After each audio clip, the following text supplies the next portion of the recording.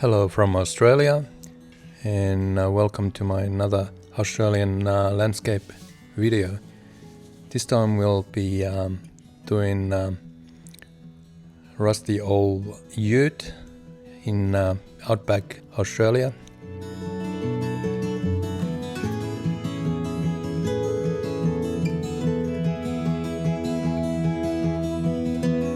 I have prepared the panel already, the sky and earth last week, and let it dry properly. So it's already dry, and now I just build it up for the clouds and how I usually do with the paper towel. And I like that technique because it gives me the certain patterns of the clouds.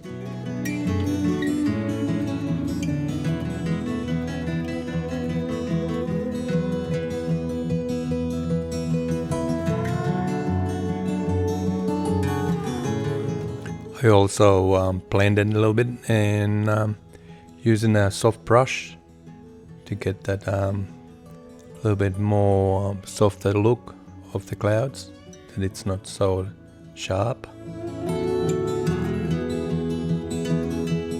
I also start building up with the colors, put the ultramarine violet and cobalt blue, get that a little bit more color, the bluish color of the cloud, and another clean paper towel. Also burnt amber a little bit, so just building up the colors a little bit for the cloud. A little bit liquid gives you the faster drying time for the oil paint, plus it gives that flowing smooth brush work. And a little bit, it actually gives a bit of a shine as well when it's all dry.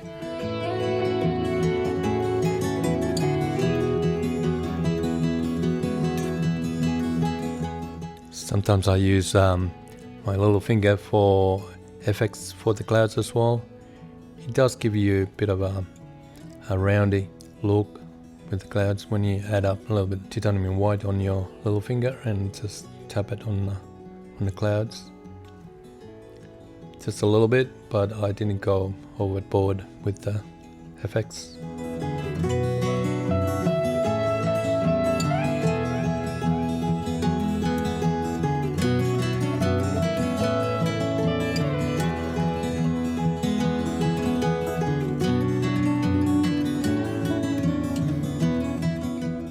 Later on I'm gonna do the glazing in the end, like I usually do, because it does give good effects, 3D effects as well, for the car and the sky and the grass, twigs and stuff. So if you want to see it later on, just keep watching.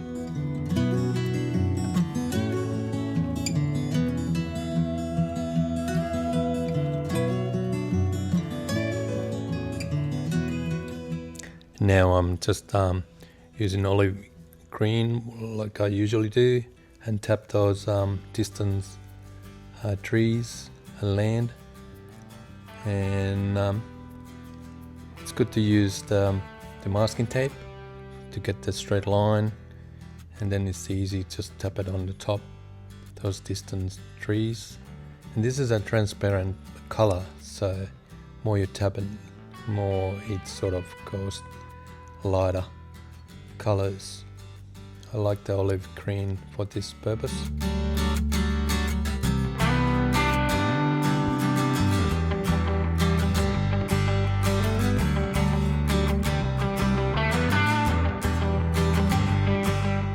I remember when I was 20 and it was first time in Australia, we went for bushwalking in the grassland, and we were obviously in t-shirts and shorts, and we were walking, and I was sweating, my legs were sweaty and all that, but I was getting this pain on my ankles, and I was wondering what was the pinching feeling.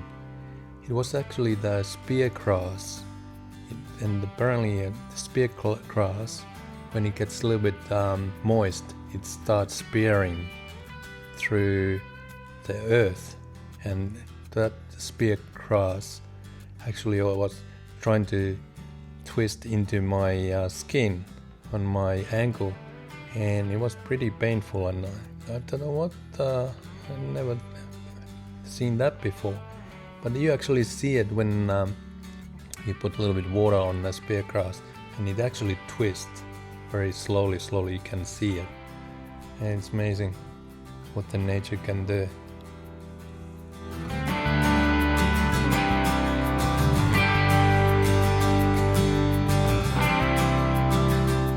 Here I twist paper towel to make it like a spear, and along the fresh paint I push the spear and get those tree trunks and branches.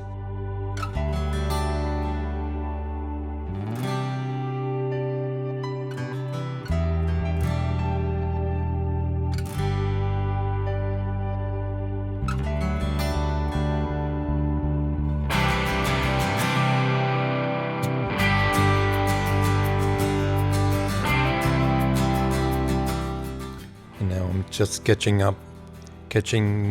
with the charcoal pen the rusty old ute. There is ways to, if you're not very good drawer in things, I can show you. You can actually trace it on your panel, and then you just color it with the paint on the top. But I'll probably make a future video for that too.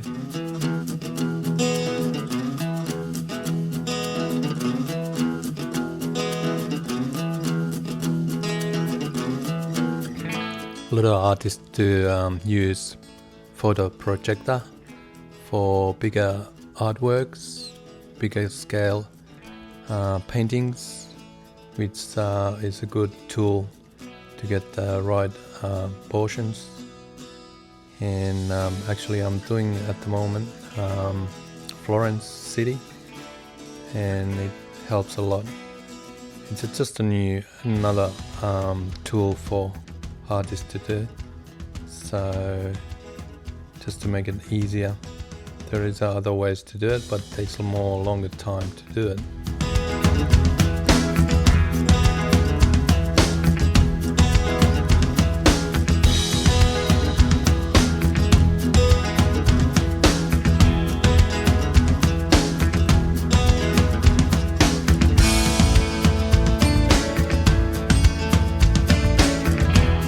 I'm just using orange and white colors, mainly just a rusty looking colors, and not so concerned about where I really place those colors, just trying different things. And later on I'm gonna glaze it again to give it a 3D colors effect.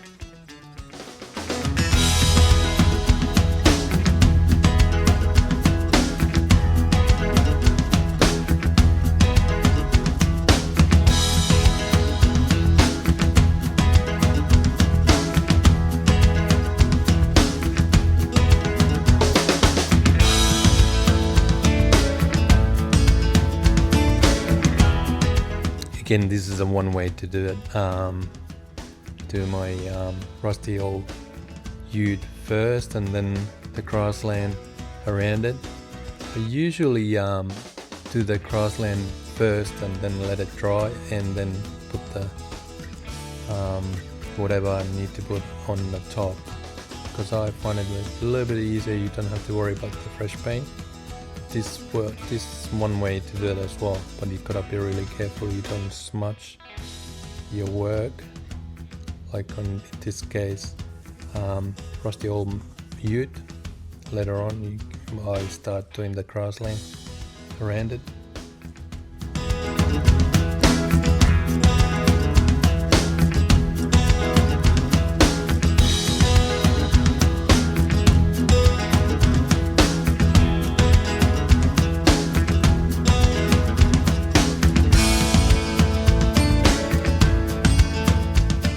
again, and I will detail it a little bit more better in the end when it's all dry, all the lines and detailing anyway.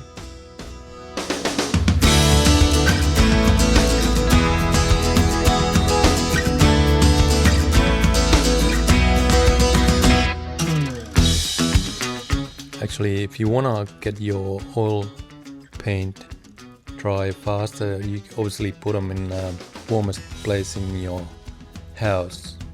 I got no problem because we got it's a tropics up in North Queensland, Cairns.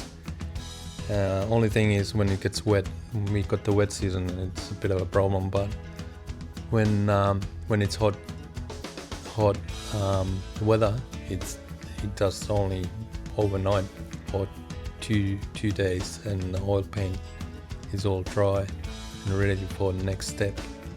So just find that the warmest place in your house, and it usually doesn't take long to dry, especially if you're using a liquid.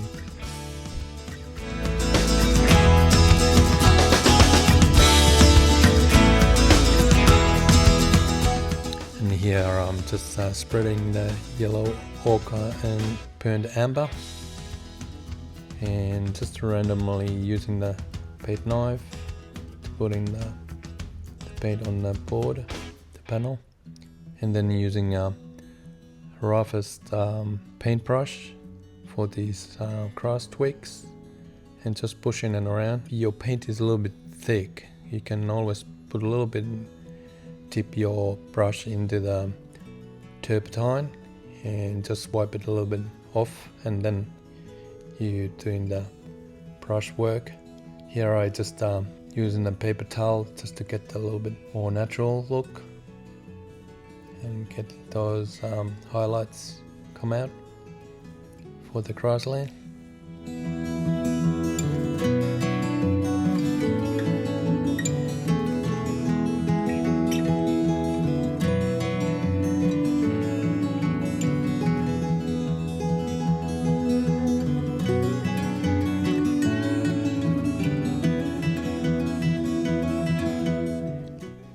This technique with underpaint, it's so easy to get the natural look instead trying to get all those twigs and grass, but it's so easier this way, and it does look more natural.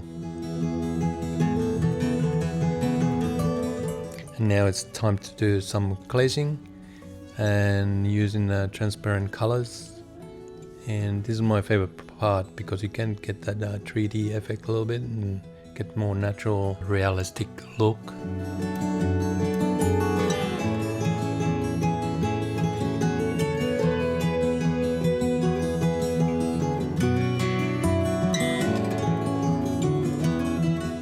For glazing, I keep the transparent colors separate and clean.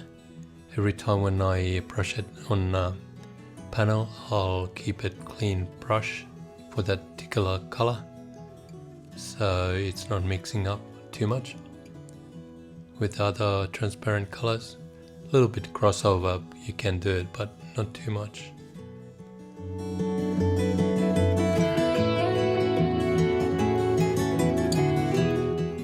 Burnt sienna is really good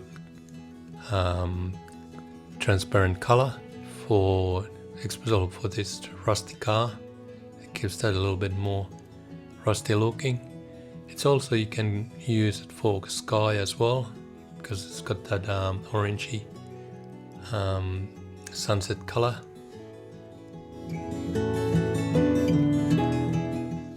Plus burnt amber is really good for it as well, for the rusty colors.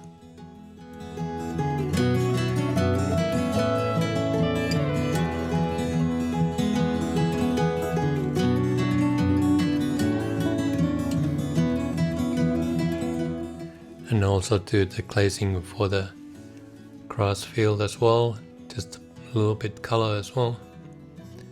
And sky obviously needs a bit of a sunset colors, which is Indian yellow, burnt sienna, what I'm doing now.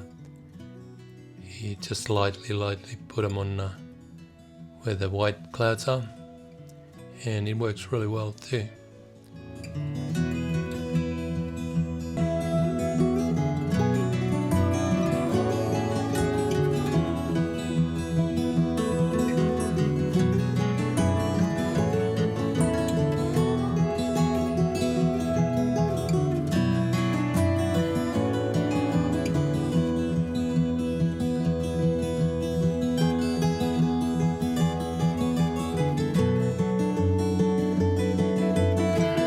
Mixing colors are good skill to practice as well. Like, you know, when you want to have a black color, you use burnt amber, ultramarine blue.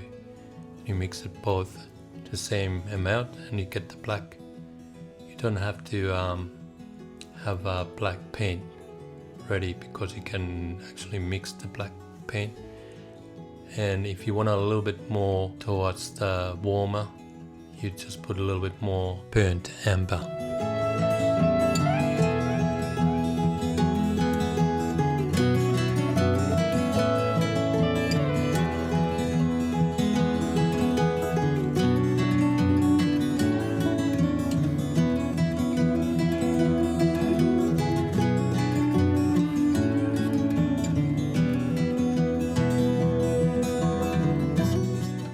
Thank you so much for your company, and see you next video. Thank you.